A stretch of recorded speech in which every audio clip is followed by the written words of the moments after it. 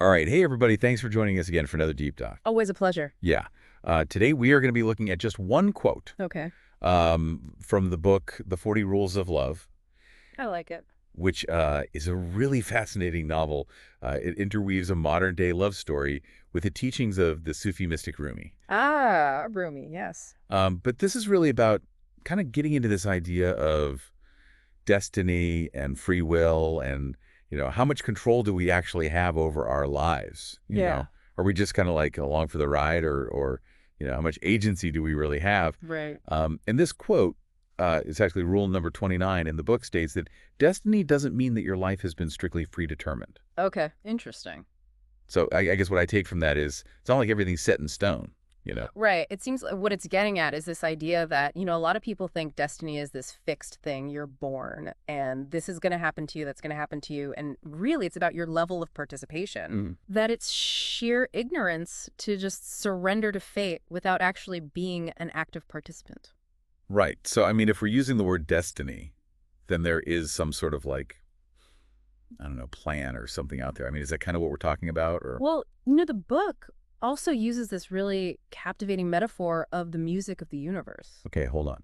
Want to hear more about that? So the idea is that the universe's music is composed on like 40 different levels. Wow. And each person's destiny represents like their specific level, where they play their unique tune. Okay. So it's not saying that everything is predetermined as in you're going to do this and this and this, but more like you've been given this sheet music essentially, and it's up to you to play it. Okay, so it's like we can't change the instrument that we're given. Mm-hmm. Maybe we're born with certain talents or lack of talents or, certain circumstances, but we can control how well we play that instrument. Exactly. Yeah. And, and how much we practice and the effort we put in. Right.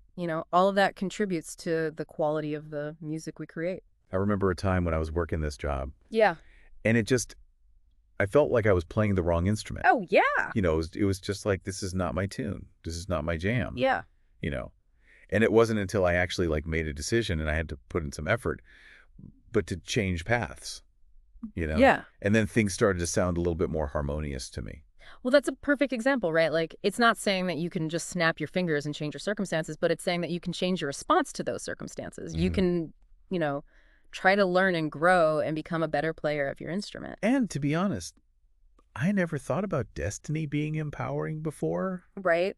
but it kind of is. If you think about it that way, because it means that, yeah, okay, maybe there's this predetermined path, but I still have all this choice. Exactly. Still have all this responsibility to make the most of it. It's not passive. Yeah. It's not saying, okay, well, this is it. This is all I get to do. It's an invitation to take what you've been given and make something beautiful out of it. Right. And maybe even if you take it a step further, Yeah. each of our individual tunes are kind of creating this larger symphony, Right. all together. Absolutely. Yeah. And how do those things affect each other? That's interesting to think about. Yeah. Yeah. What happens when somebody's playing really poorly Right. Yeah. or not playing at all, They throw the whole orchestra off. Right.